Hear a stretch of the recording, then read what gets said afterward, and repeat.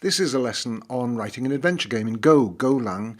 If you've not watched my previous videos, go back and watch those first. I've shown how to create a simple game with 4 rooms that are connected and wander about in a previous video. In this video, I'm going to show you how to take that further so that the adventurer, the player, can take and drop treasures and save and load games. This is a great project if you're learning to program Go, or if you just want to know how to program an adventure game. This is going to be a very quick, as quick as I can possibly make it, lesson because there's a fair amount of code.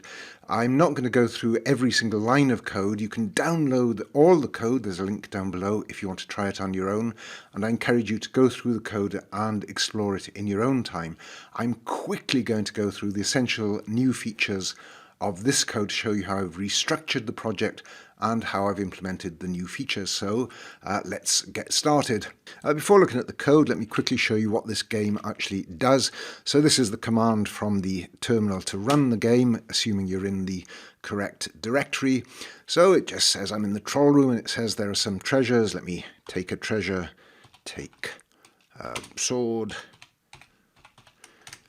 Sword taken. I for inventory. Yes, I have a sword. So I'm in the troll room. I've got the sword. I move south. I'm now in the cave. Let me save the game. Game saved. Let me quit. I'll run the game again. And again, I'm back in the troll room. Again, as I'm starting the game from scratch, I don't have any treasures. Let me load the game. Remember that I'd moved south. Let's see where I am when I saved it. And yes, I'm in the cave, and I'd also taken a treasure, the sword. Let's see if I've still got it. Yes, I've got the sword. So I've been able to load and restore the game as well as move around and take treasures. Now let me look at the source code. I'll go through this very quickly so you can see how I've restructured my code and how I've implemented the new features.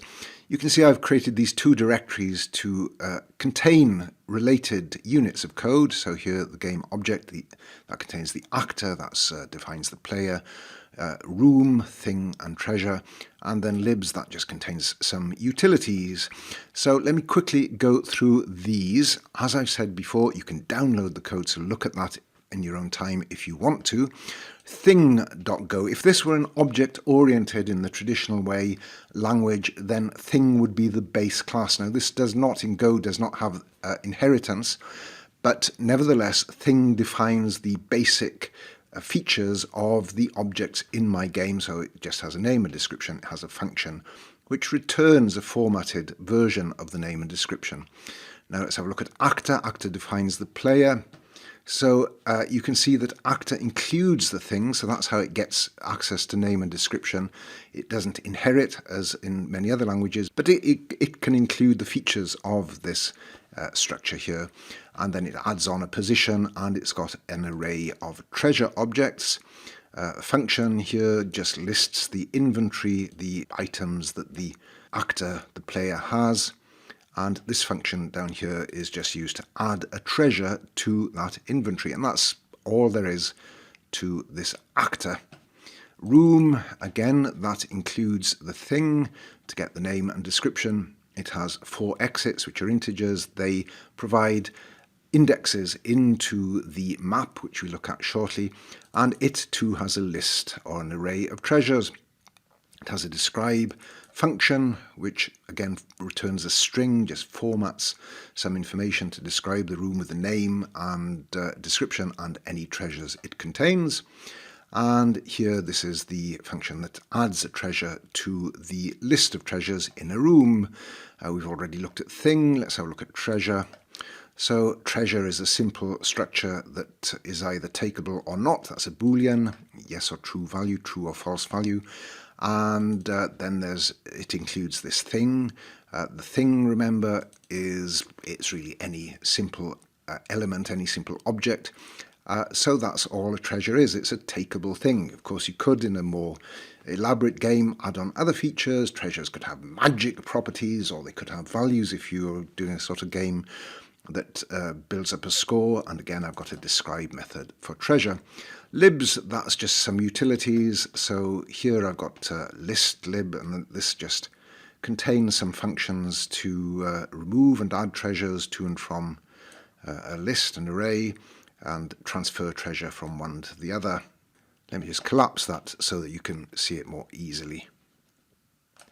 So I'm using Visual Studio Code here, but it doesn't matter which editor you use. And here the string lib, again let me collapse it so you can see it more easily. All that does is it takes a string and it breaks it up using a regular expression. It splits it on these delimiters so that if you've got several words in the input string, take, sword, for example, that will divide it into two individual words, two individual strings. And then here's my main function. So this is my main file. This is what starts when the program runs. You can see all these imports. I've had to import the game objects in my libs. This is going to be quite important. I'm not going to go over it in any depth here, but it's this that provides me this gob, as it's called, the package gob. It manages streams of gobs, binary values exchanged between an encoder and a decoder or a receiver. Look up all that detail in the help system or on the online documentation if you're unfamiliar with this, but this is how I'm going to implement my save and restore. So let's quickly go through this. Game map. Game map is just a pointer, or it's an array of pointers to rooms. You can see it's a pointer because it's got this asterisk here. Player, that's the actor class that I just looked at. Again, that's my custom class. Save file string, that's the name of the file that I'm going to save to. So this is where I initialize the game, and I create the player and I create these room objects and give the rooms exits. These are integers that provide indexes into the game map. So that if it's -1, that's no exit. If it's 0, that shows that the north exit goes to the room at index 0, and so on. I've explained this in a previous video. Then I append the rooms to the game map to create it, and I put any treasures. I create treasures, and then I add those treasures to the rooms using the function that I showed a few moments ago. Player position.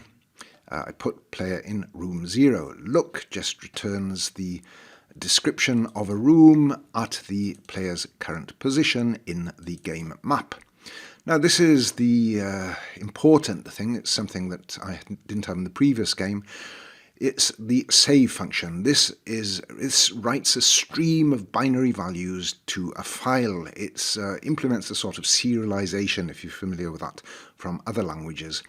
So you can see that I've created a gob encoder. Here I create the file, and oops, I've got the wrong message here. It should be save failed. If it goes wrong, then the string says save failed, and it returns the error associated with the error that would be returned on file creation.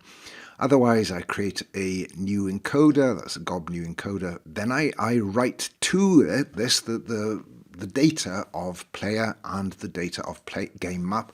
And that will include all the rooms in the game map and all the treasures in the room. So it's quite a quick and easy way to save a lot of potentially complicated data, close the file, and I return a string.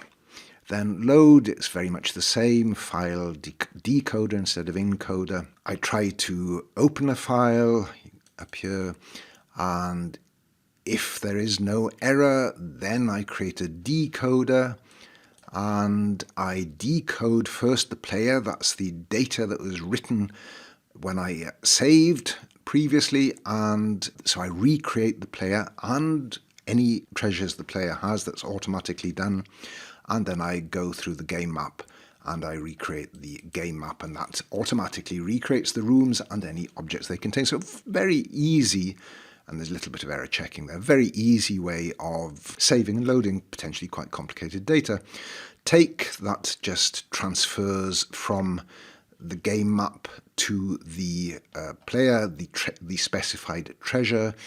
I won't go over this in any detail. I think if you're familiar with Go, you should be able to follow that, or if you're familiar with another language, it's fairly straightforward. It just really relies on taking an object from one array and putting it into another array. So either the array of treasures in the room to take it and add it to the array of treasures in the player's inventory, or vice versa on drop. Show inventory, it just calls list inventory, which is a function I showed earlier. Two-word command, this game only accepts one or two-word commands. Remember, I parsed out the string into individual words, so if it's take, then it takes the second word, take sword, take ring, etc., and drop is done in the same way. One-word command, those are for directions, inventory for I, L for look, save, and load. And a bit of error checking there. Do command, then that just takes the array and it decides whether it's going to call one-word command or two-word command, or if there's nothing in the array, well, it provides an error message. Main is just my main loop, and this is very similar to what I've shown in previous versions, the earlier versions of this game. So that's it. That's pretty much all there is to it. So you can see that the important thing is I've structured the game into all these different files. The thing is the base of all other objects in the game. Room includes a thing and adds on all these other elements, these other variables, fields, and a describe method and or function, and so on. So that's it. Give it a go if you're interested in learning Go. This is a great project for learning, or if you just want to write a cross-platform game in a fairly accessible modern language, then Go or GoLang is a great one to use. If you've enjoyed this video, please give it a thumbs up, subscribe to my channel, and I'll be back with something different soon.